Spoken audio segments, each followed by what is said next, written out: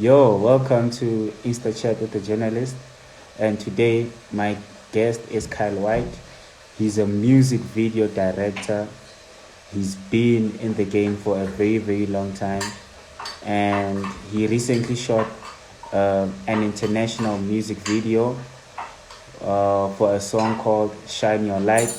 I'm sure you've seen it by now.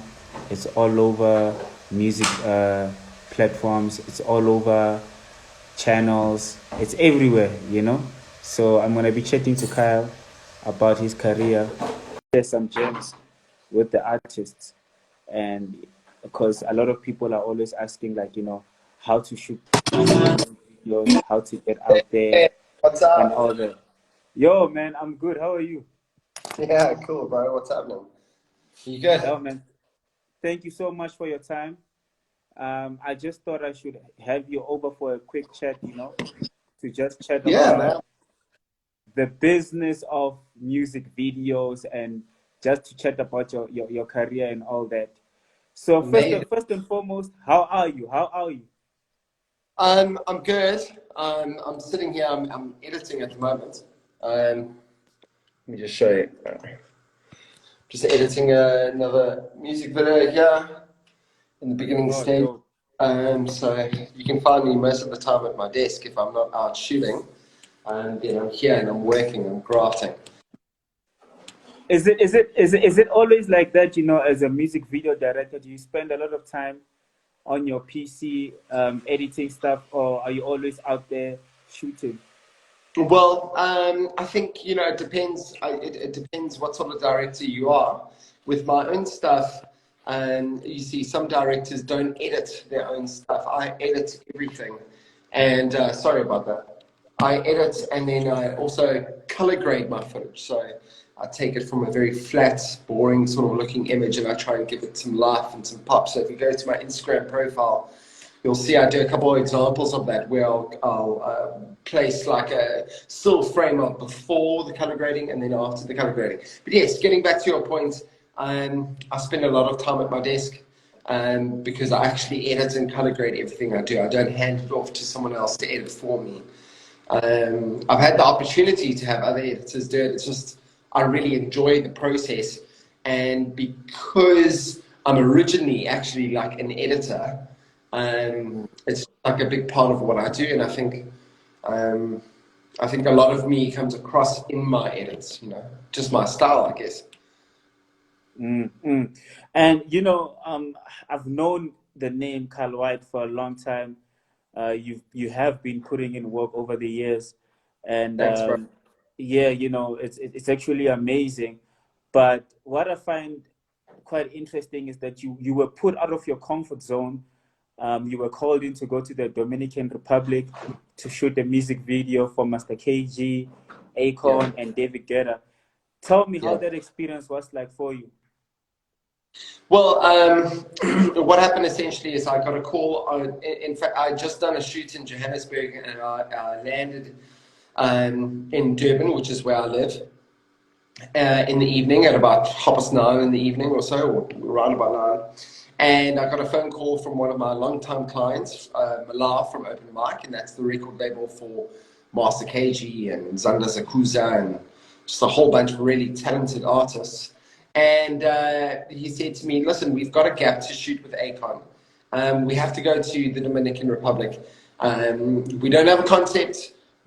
I just need to get performance shots of Master KG with Akon." Mm. And my response was, "Great, okay, cool. When are we going? Are we going in 2 weeks' time, in a month's time? What's popping?" And he said to me, "Yeah, we need to fly on Friday to shoot on." So yeah, long story, very long story short. On the Thursday, I had my PCR test. On Friday, I was on a flight to Doha, and then connecting flight to Madrid in Spain, and then to the Dominican Republic, an entire trip that takes about 30 hours to do. And yeah, I arrived there on Friday night. No, what was it? Friday night their time, Saturday morning our time, or something like that. But it was just, I arrived there and I was disorientated. I was jet lagged. I also arrived there in the evening, so I didn't even know where I was. I didn't know what my surroundings were like. straight to the hotel. Well, when we first got out of the airport, I nearly melted because it's so hot there. It's very close to Miami. It's a little bit further south. And it was incredibly hot. Got to the hotel, had my first meeting within an hour. So essentially we landed in the Dominican Republic. I didn't have crew, I didn't have gear, I didn't have a concept, I didn't have locations, I had nothing. Wow. So just to like shorten it even further, like the following steps. So I had a little sleep that night, wake up in the morning, had another meeting with a local producer. By that afternoon, I was walking in a favela going, okay, we're going to do our main performance shot here. I'm going to have the car driving down here.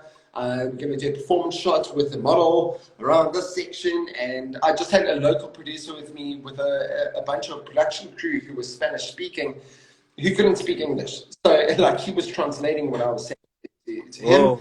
And the next day, 6 o'clock in the morning, we were there on set, and I had a crew of 80 odd, I would say 70 to 80% of them were Spanish. And then I had like 3 translators with me. And then, so I got thrown in the deep end. But I think throughout my career, that's where I really thrived, is when I'm thrown in the deep end. My wife always says it to me. He's actually just joined this Instagram live. Thanks for the support, babe. Yeah, but you know, like whenever I'm stressing out and stuff, my wife Chanel, she's always got my back. And whenever I'm stressing out or I'm thrown in the deep end, you know, she knows that I thrive in those places. So yeah, that's it really. And I shot Akon. Even like I remember being like I was like 21 years old, and my alarm tone to wake up was a song by Bone Thugs and Harmony featuring Akon called "I Tried." I don't know if you've heard the song. It's beautiful. You must go listen to it, bro. And that's my to wake up in the morning, you know. And here I'm in front of Akon, you know, meeting him and getting to work with him and capturing and editing and communicating with him and his team, because obviously I'm the one doing the edits and so on. So it was a very cool experience. It reminded me a lot of, like for example, every time I work with Nasty C or Junior, I always get super excited for it because I'm a fan myself, you see. Wow, and being in a director's position, you've got a job to do, right?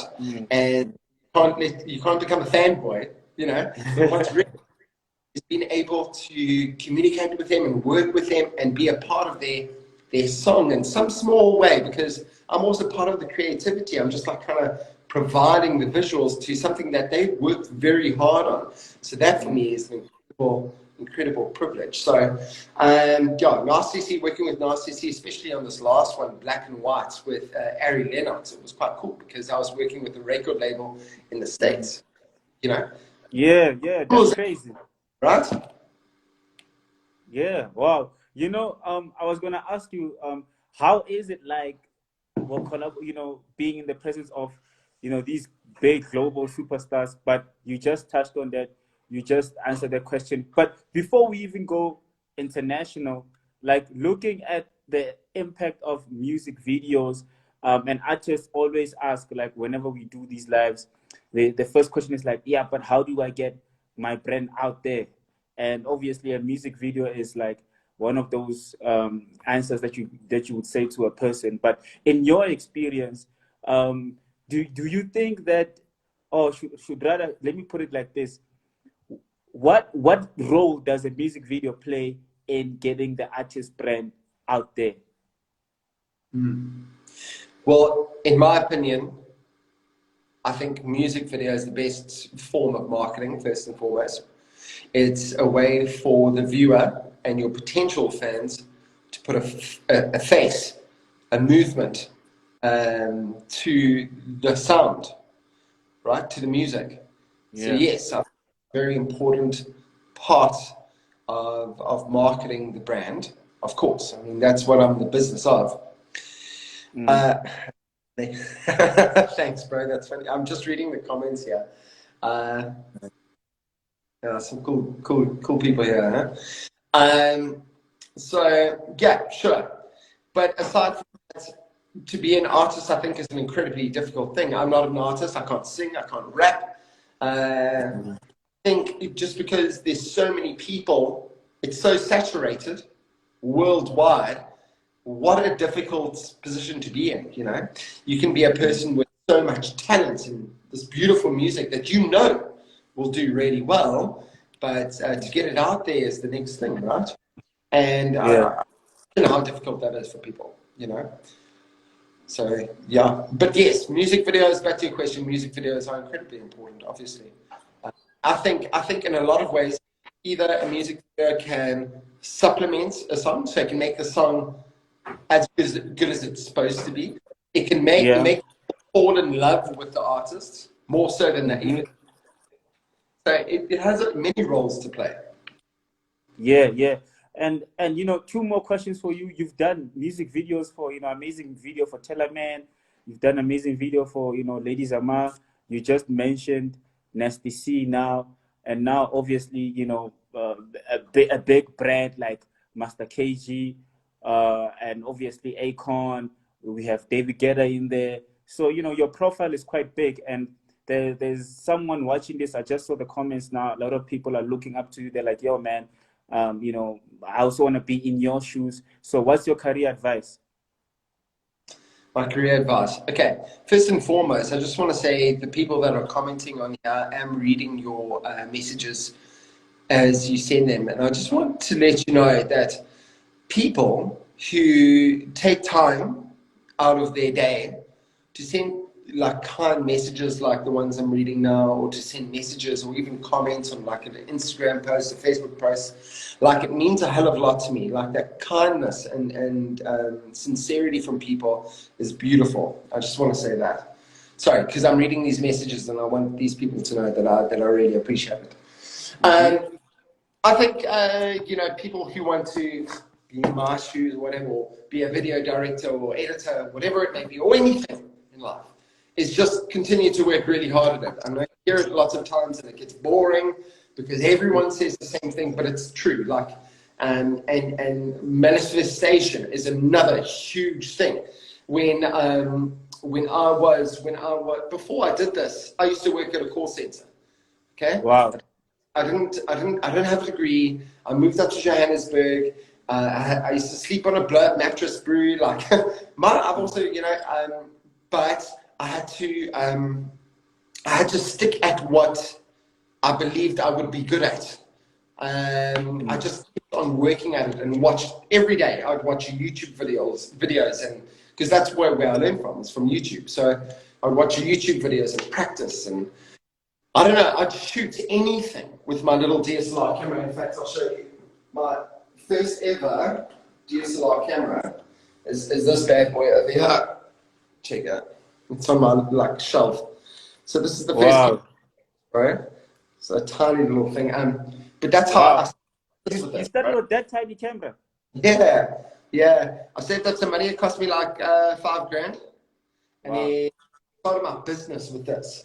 One of my friends built a website for me, and yeah, just took it from there. So, you know, if you want to pursue a career in this field or any other fields, you just got to stick at it and keep going, and eventually you will get there, guaranteed. And you do tutorials as well, right? For I people have out there done that don't. I have done some YouTube tutorials in the past. Uh, it's something that I would like to pursue. It's something that I'd really love to do. It's just the biggest issue for me is time. You know, life's a pie chart, and in that pie chart, you got to dedicate certain amounts of time to different things. So one of the things that takes the most amount of my pie chart is my family. That's the most important thing to me. So I spend a lot of time with my daughter, who's only 3, and with my so that takes a huge chunk. And then my next chunk is work, which is like what I'm very passionate about. Mm. And then there's only a small amount of time that's left to actually do other things other than those two like really main things for me. Mm. But I do have some ideas that I'd like to do. It's actually, I've got a whiteboard here. I can't show you the whiteboard because it's got a couple.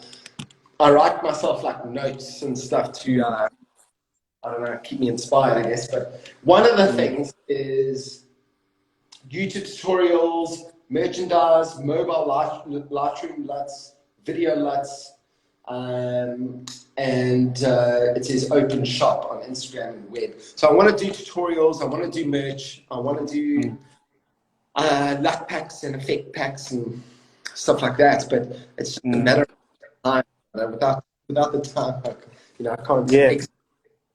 Sorry. I can imagine. Like, I assume you maybe gonna get into movies and series if you haven't done that yet. Yeah. So one thing I'd really like to do. Sorry, I just want to check my battery power here. One of the things I'd really like to do is I would like to film a short film. I'm just waiting for the right script, and I've got a couple of feelers out in the industry, and I'd like to film it with a very small team. I've got a specific sort of look and feel that I'd like to go for, but I'm not a script writer. I need to write a script to make come alive. So I'd like to do that. But aside from movie making, I've actually just finished filming my first feature-length documentary. It's for a Canadian band called Neon Dreams. They've just gone back to Canada. They actually did the tour here in South Africa. And so essentially I spent 2 months with them on and off. And I think I've put together something very, very special. It's not a documentary about a band that comes to South Africa during COVID that does a tour. It's not that, because that would just be a play-by-play like vlog. It's not about that. There's more to this band. And so there's a really nice story arc. And if I'm going to plug the documentary to you a little bit, it's like I want people who don't even listen to the music of the band Neon Dreams to fall in love with Neon Dreams and then fall in love with the music later. They must fall in love with the story behind them. So yeah, I'm going to be spending the next couple of months editing it, and the plan is to enter it into film festivals next year. Okay. Wow, man, sounds exciting. And like I said earlier, thank you so much for your time.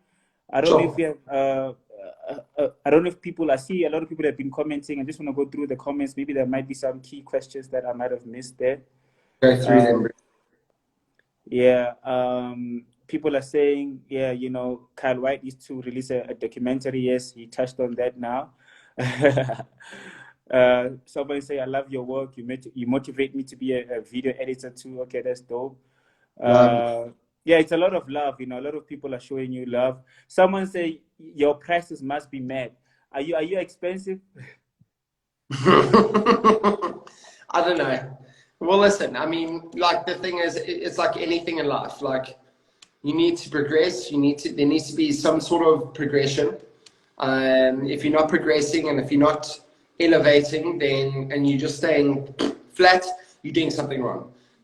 So, listen, I don't cost what I did 5 years ago. But, that comes with the territory. The more you do and the better you get at whatever job it is that you're doing. Even if you're a rapper or a singer, if you are selling more albums, you should be able to charge, right? So, and people often ask me, what's my price like? I go, well, what's your concept? Because every music video is vastly different from each other, right? So every video has a different set of requirements. Every video has a different, what location shoot at? How big is the cast? Do we have styling? There's so many variables that go into every single music video. A music video that's just shot in studio, a couple of lights, compared to a shoot that's happening on location with a cast of 30 people is obviously going to cost vastly different. So I don't have a price list. It's impossible to have one. So it depends on the client's brief. Okay. Ivan Coop says, I just want to know how long it takes for you to shoot a video or editing. Basically, yeah. So Ivan wants to know how long it takes for you to shoot a video, and then the editing process. So, so to shoot a video takes me a day. In some cases, it's taken me more than one day, but not 2 entire full days. As an example, it'll take me like an afternoon of day 1 and an afternoon of day 2. It depends on what it is that I'm trying to achieve. Like, for example, Nasty C SMA Volume 3. Volume 1 and Volume 3 have the same performance shots, but the narratives are different between Volume 1 and Volume 3. So Volume 3, that narrative took me 2 days to film because I was shooting in Port Elizabeth and I had a big idea of how I wanted to film it and what times of day I wanted to film it at. It takes me 1 day, 99% of the time. And then to edit, if I had to sit down and just edit, it also depends what sort of video it is, but generally, on average, if I just sit down and I graft, it'll take me 2 to 3 days to edit, and then it'll take me 5 hours to color grade it properly. Okay. Wow, you work very quick, which makes sense. You know, that's why everybody goes to you, because you get the job done. You know, you don't sit there for weeks and be like, no. Yeah. The more you do a job, the more you do it, the quicker you get. It's just like the thing about progression. If you are an editor and you're not getting quicker at editing, then you're doing something wrong, because you should be getting quicker. I think what helps me though, being a director, directing my own shoots and then editing what I've shot, I already know the shots. When I'm watching the monitor, whether I'm holding the camera or I'm watching the director's monitor, I see the shot as it's happening. So I take mental notes. As I see the shot happen, I go, that's a take, boom. So it makes it far easier for me. I think if I was put in a position where I was just thrown footage and they say, you know, edit it, I think it would take me a bit, if I'm honest. Okay, wow. It's been 30 minutes already. Thank you so much for your time, you know, and we appreciate the work that you're doing. Keep doing amazing stuff. Oh yeah, one last question that I wanted to ask you. Who's the ideal artist that internationally that you want to like work with? That's like your dream collaboration. Okay, just give me a second. Yeah, take your time. I think there's a couple. I can't actually say it because I'm going to jinx myself. No, I'm not going to say it. I'm going to keep quiet. I'm going to keep it to myself. No, look, I understand. All of them. I want to work with all of them. All of them that we consider huge, I want to smash. Yes, Drake, obviously. Like, sorry, I'm reading the comments. Yes, I want to shoot Drake, bro. And yeah, I mean, I want to shoot the people I listen to on my playlists when I go to gym. I want to shoot all of those people, which is a lot of them. Okay, I understand. Well put. You know, I'll let you go back to doing what you do best. And yeah, thank you so much for chatting to me. And yeah, you know, we love the work that you're doing. Dude, and I hope you continue to prosper, bro. I see you putting in the hours. It's going to pay off. You've got a great idea, bro. Just keep at it. I know. Thank you so much and good night. Peace, my brother.